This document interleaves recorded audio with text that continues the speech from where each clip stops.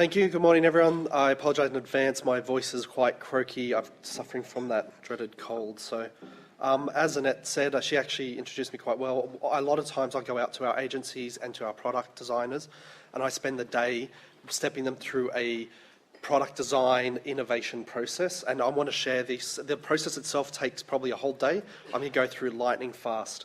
So first of all, when thinking about what this has in context with Elcom and why we're here, CMS, the content part is what I'm going to talk about. So content is a way of responding to your customer. So think of it like a communication device, not just out, but also you want your site to change and grow with your market and all that sort of stuff.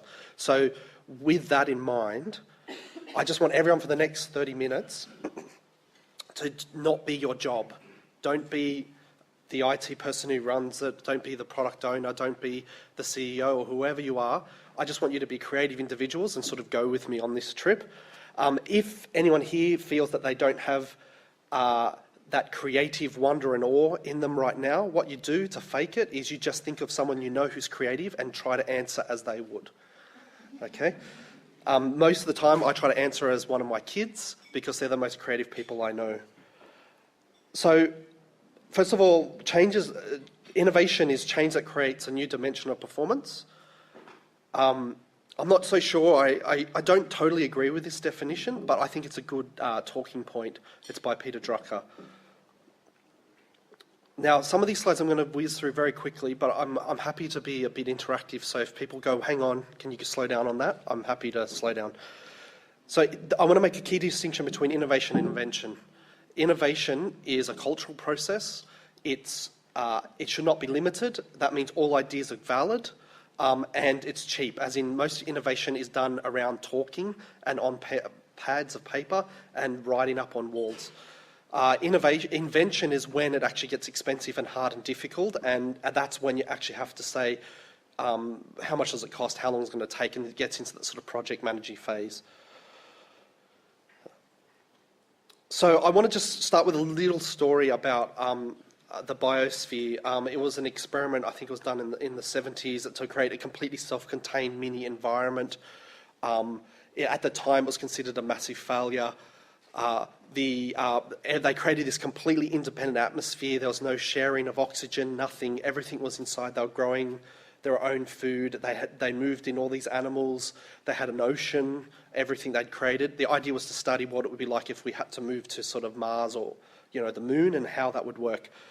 But within a year, the project had pretty much failed, and the reason why is because all the branches on the trees fell off. So the branches fell off, the grass underneath started to scorch, the animals started to die, the whole system slowly started to collapse. The oxygen started turning carbon dioxide. The researchers who lived in there, and they had no outside time, so they lived in there 24/7.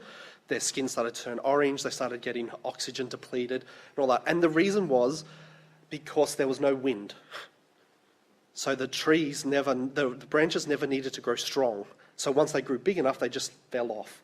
So resistance is important in innovation. The pushing the boundaries, giving some strength to the branches of your trees. So I'm just going to step through very quickly this. These are the kind of process. The first thing I like to do is actually literally put up on butcher paper. Can both sides see it? Where are you now? So the innovation triangle. It's a very easy tool to use. Literally, can you put where your organisation is on that? Are you weight of the past, push of the present, pull of the future? And what we find is weight of the past are very established brands, like Fairfax Media is definitely in the weight of the past. We emphasise brand loyalty is very important. We have a dominant position, all that sort of stuff. Push of the present is when you're competing feature by feature. You've got heavy competition. You usually justify premium increases by adding new features, all that sort of stuff. And pull of the future is with the emphasis on vision. So it's a really useful exercise when we first start.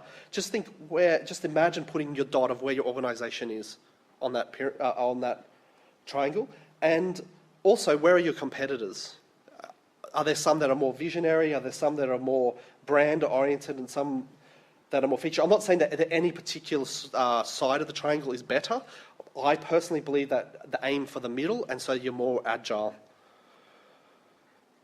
On top of that, we then would start to look at where are you in the market context. So, P.R. Sarkar did this really interesting look at the rise and fall of empires.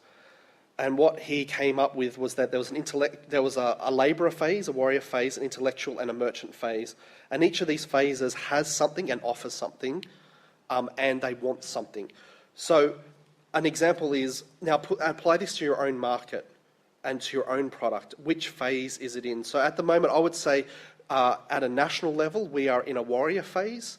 Our media and our government is all about introspective protection of borders, keeping what's ours. We're not very outward facing, all that sort of stuff. So we're very much in a warrior phase. So the emphasis of warrior phase is sort of control. It's about, we provide a dominance and security. We provide dominance and our users want security. They want to know what they've got they can keep. Then we move up to the intellectual phase. So as the warrior phase starts to end, you start to find people who are tired of the sort of constant battle of business or product battle, and they want to move up to higher intellectual pursuits. And what they do there is they produce ideas, and what they want is celebrity. They want to be known for creating something new, or they want their sort of legacy to live on beyond their current generation. And then those ones who are successful start moving into a commercialization phase. And then we start going into the merchant cycle. And what merchants have are wealth, and what they crave is luxury. So here you start seeing the rise of products which emphasize luxury, they emphasize differentiation and all that sort of stuff. Then ultimately, the rich get richer, the products become unreachable, and then there's exploitation of the labour class, which a good example is sort of Microsoft Office. At a certain point, you can't add any more features, and then Google comes along and goes, we're just going to make a very baseline word processor in the cloud as their key differentiator, and it's back into the 80% of what you need for free. And then the revolution begins, and now there's a new phase of everyone fighting out in this new space. And even Microsoft now has moved into the cloud, and they're now playing by Google's rules. So what you can see here is this complete cycle. So it's a good idea to sit down and think, where is my product in this cycle? Are we in the warrior phase? Are we in the intellectual phase, merchant phase, labourer phase? How do we know when we're in that phase? How do we know how to provide? So if we're in the merchant phase, what are our offerings in our product, in our content, which actually promotes the luxury to the users, because that's what they're craving. So knowing the market climate. So there's a global climate, there's a domestic climate, there's a market climate, and there's your own product. How does that fit in there?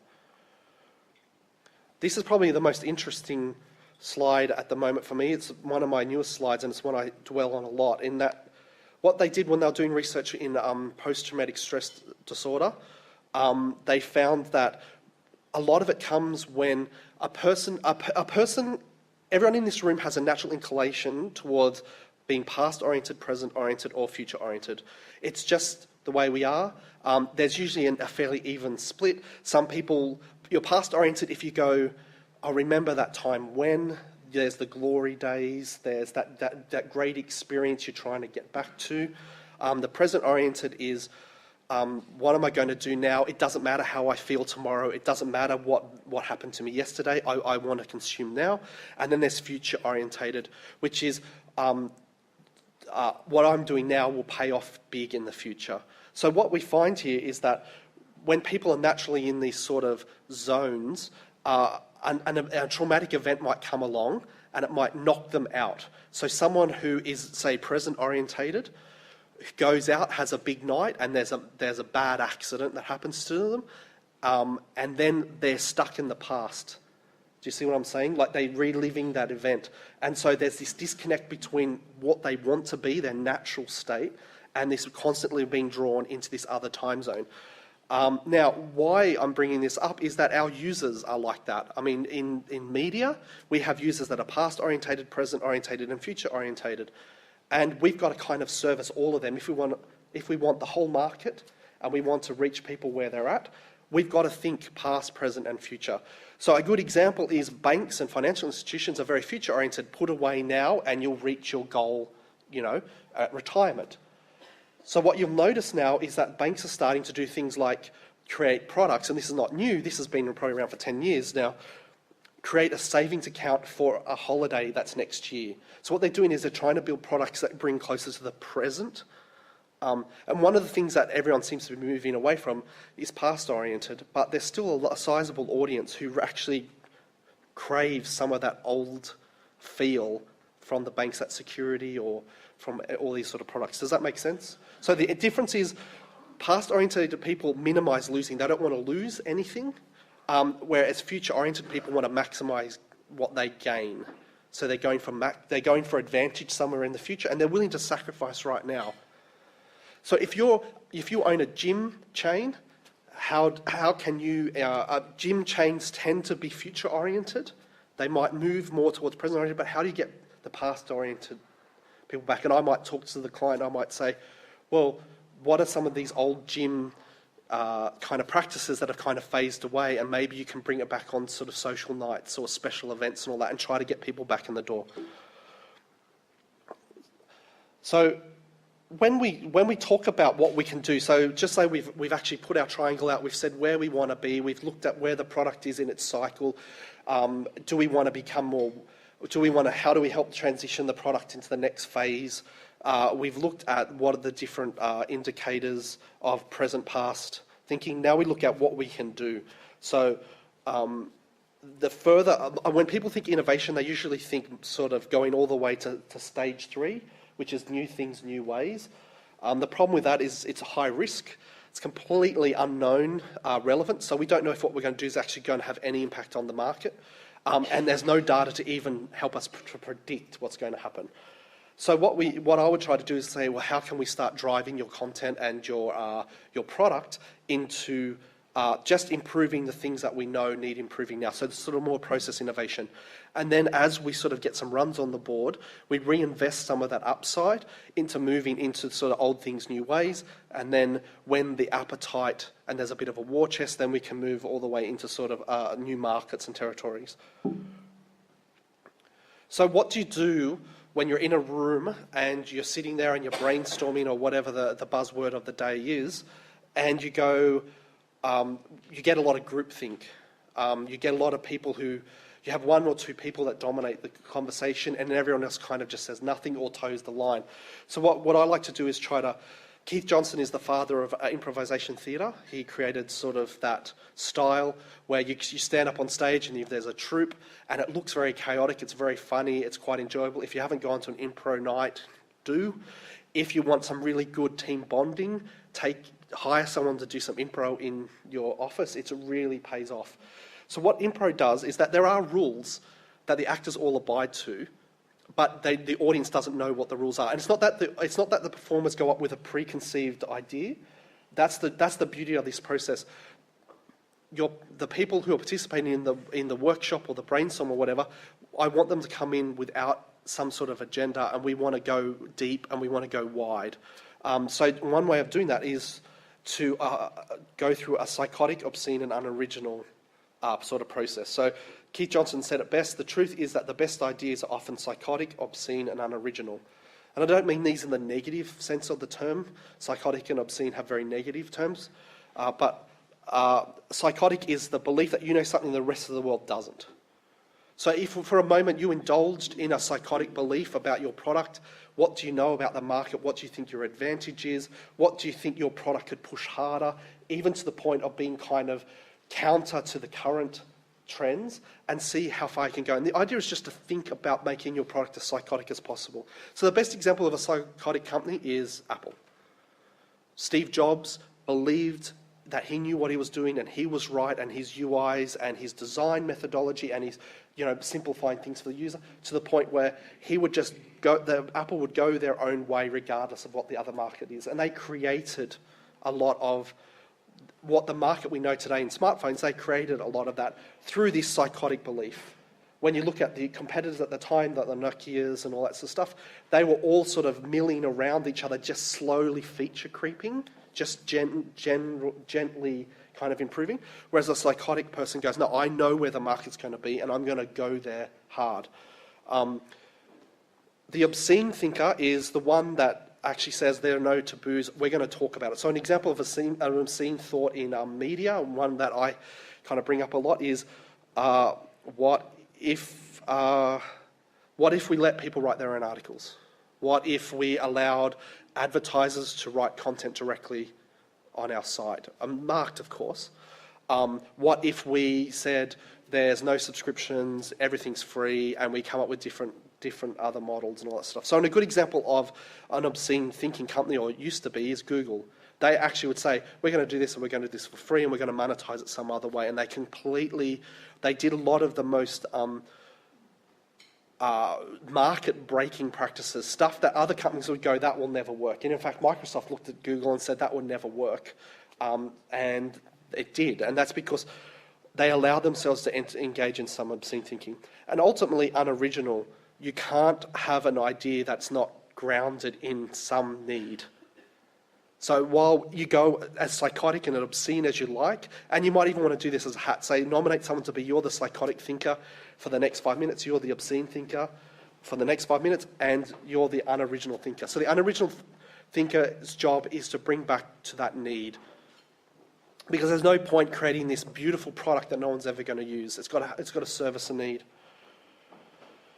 So this is the innovator's dilemma. This is the disruptive technology. So what I like to do is encourage companies to be their own disruptors. So you don't bet the farm, you bet the letterbox. So you should, in my opinion, be creating the anti-product. Whenever you design something, you should be designing the sort of Achilles heel as well, because if you don't, someone else will. And what we find is the more that your business matures and goes up the cycle into high quality and most demanding use, the more likely you are in creating a market which is high value.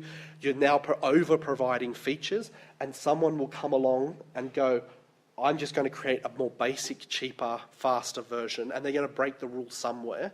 And the established market's going to go, that's never going to survive because we are the dominant player, or we have all the cost advantage and all that. The problem is a lot of these people that are entering the market, the black line is the disruptive technology. It starts right down the bottom, but over time they continue to add features and they continue to take your users away. So when Google came in, Microsoft was like, I'm really glad Google's here because their product is really bad, but it's going to take 10% of our lowest customers. And those 10% are the ones who cost us money. They're the people who don't actually pay. They usually pirate our software. They're the people who complain when there's a price increase. They don't use any of our fancy features. And all they do is use Word to type a letter. So we're happy for Google to take those customers because they're the trouble. The thing is, Google's cost base is so low that to them, even free was still making the money in other ways. And so slowly they kept reinvesting and adding features and features. And now we've got Google competing for government contracts.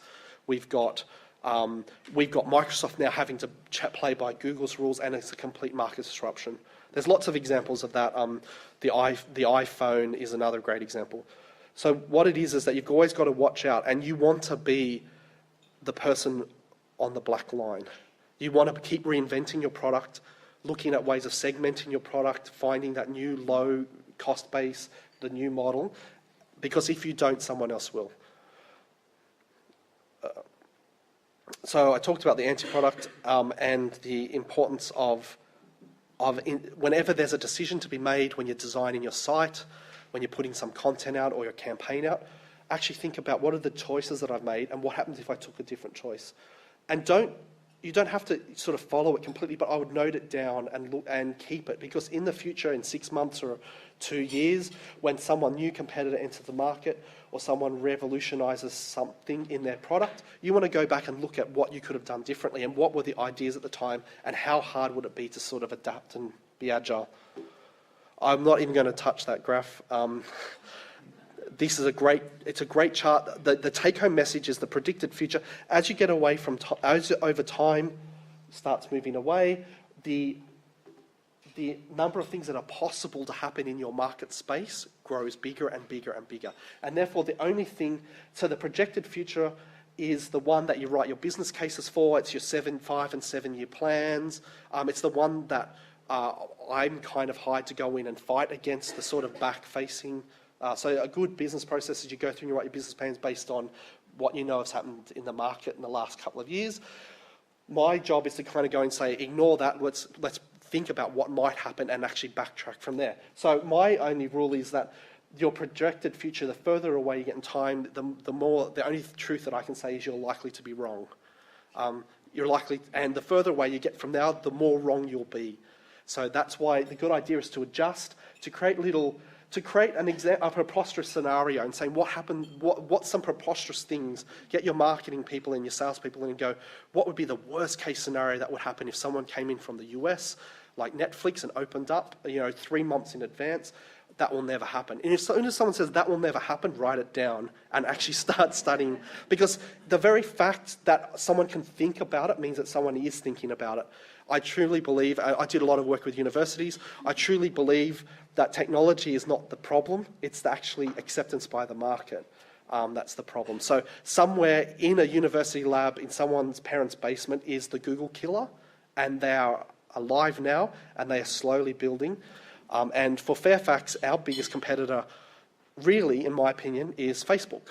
And we need to benchmark ourselves from a much wider view of what content and media is. So I'm just going to leave it there, but the final thought is, once you have one of these sessions, what you do is you tell stories. So you put the idea out there, you invite the co-workers in, you share the story around the water cooler, you socialise it, and then 2 weeks later, you ask everyone who was in the session to come back and retell the story and take note of what they added and what they omitted. Because what they added is new.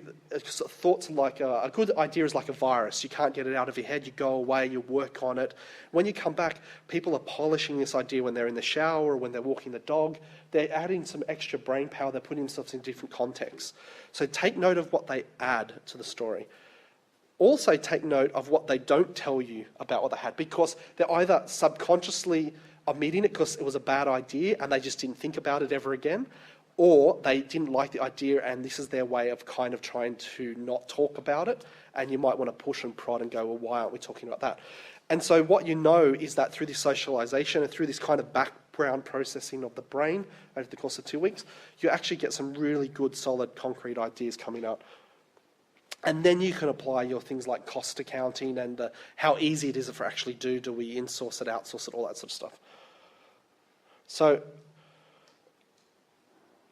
I'll leave it there. Thank you. That's a very, very short process of what I'd go through with my customers, how we talk with media buying agencies, and we go into our big spenders, and I would spend the day with them and we'd go all the way through and we'd cover these walls with ideas and we'd chart everything, and then we'd start the storytelling. Hopefully that was interesting. Yeah? Thank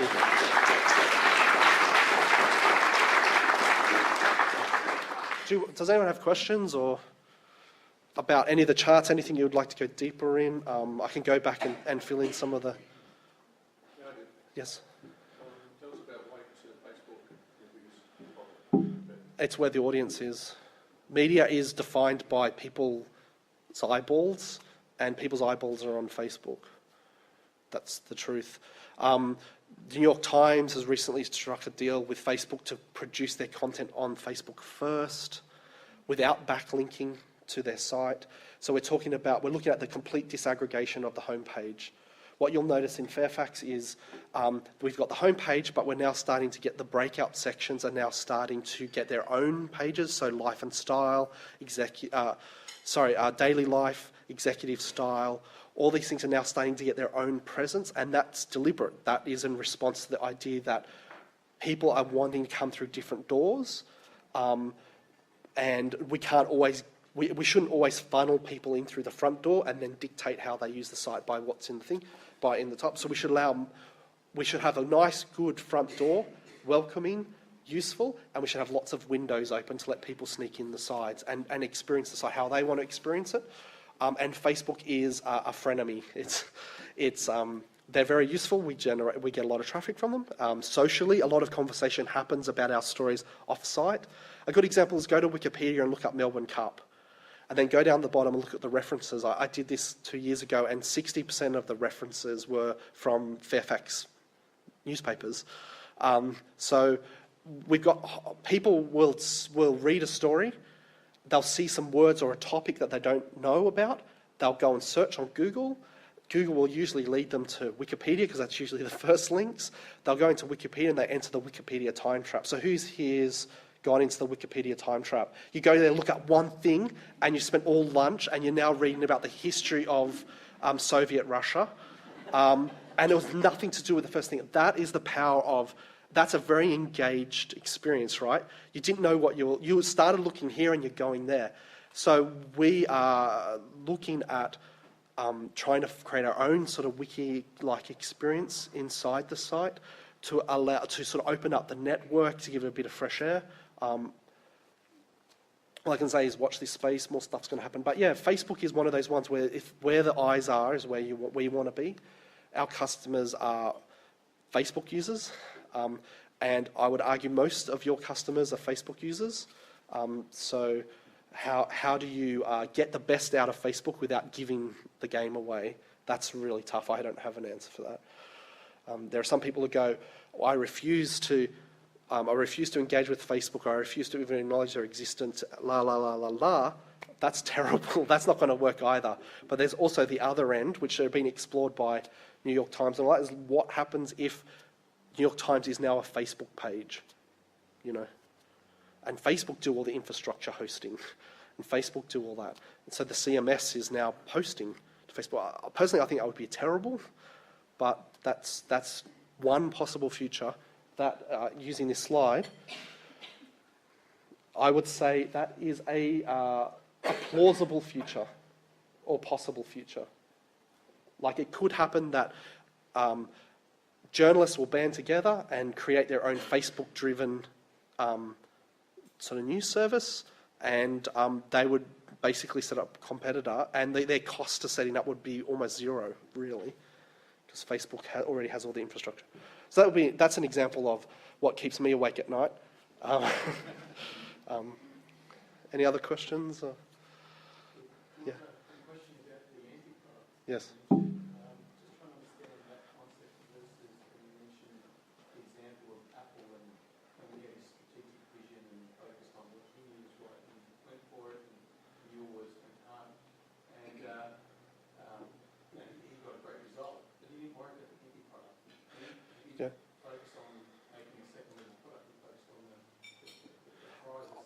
I guarantee you that in the lab somewhere there was 10 other products which they had kind of trialed up to the last stage, and I don't think, like, any good example is the Newton. The iPad went through many iterations. They came to market too early with that idea, all that sort of stuff. So for the anti-product, for me, the best story I've got for the anti-product is New Zealand Dairy Association wanted to create a new light ice cream, because this is about 10 years ago now. Everything was about light ice cream and better tasting, lower calorie ice cream.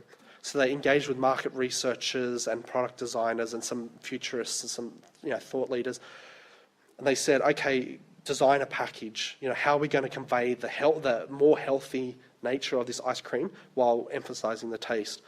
So one of them went away. Unfortunately, I can't remember her name, but she went away, and she came back to them with a proposal of a triple fat ice cream, full fat, super fat, luxury ice cream, and she called it Friday night ice cream, or once a week ice cream. And they trialled it in Saudi Arabia, and what she did was she broke all the rules of good FMCG marketing. It had to be stored in its own fridge. The fridge had to have a padlock on it. People weren't able to self-serve. They had to go to the front desk and go, I'd like Friday night ice cream, please. They'd have to sign a waiver form acknowledging that this was full-fat, delicious ice cream. It was not good for you. It was decadent and luxurious, and and that they're only going to do it once a week. Soon, there were people paying uni students to go and sign these waivers because they thought that was legally binding. Like, I don't know. I wasn't there at the time, so I'm only going on the fallout that I read. And people were actually proudly proclaiming that they were every night ice cream because it became a status thing. So I'm not saying diverge or don't put 100% energy into your current goal. But what I'm saying is, while you're developing a product, rarely is it that you know the actual end state. And usually there's some key choices that come along. Those key choices are as important to note down, in my opinion, and as important to sort of follow, at least intellectually follow, in maybe a day session. And maybe it is worth putting 1 or 2 people on it just to develop it in the background in their own time. Not that any business these days has time for that. And just to see where it can go, because you never know. I would rather be the person holding the leash of a disruptor than being the one being disrupted. And being in media, which has just gone through this big disruption, we're just starting to come out of it. Education is currently being disrupted. The music and video industry is being disrupted. They're probably first. There's a long list of disruptions. I would argue that everyone in this room will be disrupted in a digital sense, if you're not already the disruptor. If you are the disruptor, congratulations. I love your work, and you're on the right path. But I think we should be constantly looking at disrupting ourselves, whether we go through it or not, if only to get more insight into our existing product. So go through that exercise, I think, in my opinion. So we've got lots of designs up on the wall of things that the Sydney Morning Herald could be. And we've got little markers. If this happened, then break out kit A. If this happened, break out kit B. They're not fully assembled products, but the key of the product is there, and we've got people who are watching for the signs of the market. I think that's really good. I really encourage that. Anyway, that's my opinion on that. Yeah. Thank you.